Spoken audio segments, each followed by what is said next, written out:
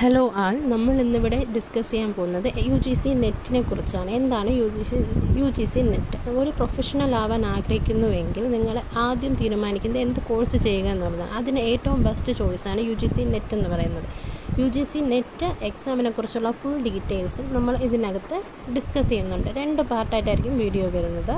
First നമ്മൾ പറയുന്നത് എന്താണ് UGC നെറ്റ് എന്നുള്ളതാണ്. എന്താണ് UGC net? UGC net NTA എന്ന് പറയുന്നത് നാഷണൽ ടെസ്റ്റിംഗ് ഏജൻസി നടത്തുന്ന ഒരു എക്സാമാണ്.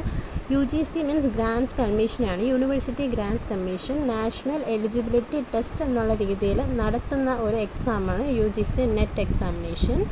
അതിനകത്ത് എന്താണ് എന്ന് പറയുമ്പോൾ നമ്മുടെ എലിജിബിലിറ്റിയാണ് ടെസ്റ്റ് ചെയ്യുന്നത്. അതായത് ഒരു പ്രൊഫസർ, അതായത് അസിസ്റ്റൻ്റ് പ്രൊഫസർ അല്ലെങ്കിൽ ജൂനിയർ റിസർച്ച് ഫെലോഷിപ്പ് കിട്ടുന്ന ഒരു വ്യക്തിക്ക് അയാൾക്ക് നാഷണൽ ലെവലിൽ അതിനുള്ള എലിജിബിലിറ്റി ഉണ്ടോ, പഠിപ്പിക്കാനുള്ള കഴിവുണ്ടോ എന്നുള്ളതാണ് എക്സാമിൻ്റെ ഒരു ക്രൈറ്റീരിയ എന്ന് പറയുന്നത്.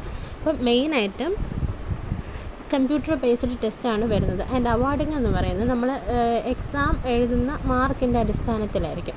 ജൂനിയർ റിസർച്ച് ഫെലോഷിപ്പും അതുപോലെ തന്നെ അസിസ്റ്റൻ്റ് പ്രൊഫസർഷിപ്പും അതിൻ്റെ എലിജിബിലിറ്റി ഡിപ്പെൻഡ് ചെയ്യുന്നത് അഗ്രഗേറ്റ് പെർഫോമൻസ് ആണ്. ഒരു കാൻഡിഡേറ്റിൻ്റെ അഗ്രഗേറ്റ് പെർഫോമൻസിൻ്റെ ബേസിസിലായിരിക്കും അയാൾക്ക് യോഗ്യത കിട്ടുന്നത്. ഇനി എത്ര പേപ്പേഴ്സ് ഉണ്ടെന്ന് വെച്ചാൽ സിലബസ് എന്ന് നോക്കിക്കഴിഞ്ഞാൽ മെയിനായിട്ട് 2 പേപ്പേഴ്സാണ് UGC നെറ്റിനകത്ത് വരുന്നത്. ഒന്ന് ജനറൽ പേപ്പറും ഒന്ന് സബ്ജക്റ്റ് പേപ്പറും. സബ്ജക്റ്റ് പേപ്പർ എന്ന് പറയുമ്പോൾ ഈ കാൻഡിഡേറ്റ്, ഇപ്പോൾ നിങ്ങളാണ് എഴുതുന്നത്, നിങ്ങൾ ഏത് സബ്ജക്റ്റ് സെലക്ട് ചെയ്യുന്നു എന്നുള്ളതിനെ ബേസ് ചെയ്താണ് പേപ്പർ 2 വരുന്നത്.